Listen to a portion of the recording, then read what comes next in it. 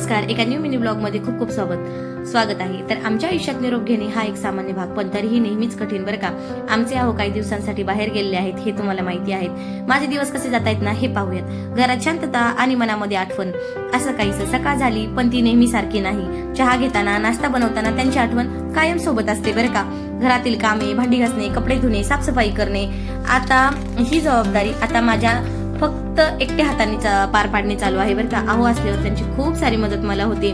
मुलांना सांभाळणं, त्यांची केअर करणं, ह्या सगळ्या गोष्टी त्या खूप आनंदाने करतात। मुलांना शाळेत तयार करणे, टिफिन भरणे आणि त्यांचा अभ्यास घेणे, हे सगळं मीच करत आहे।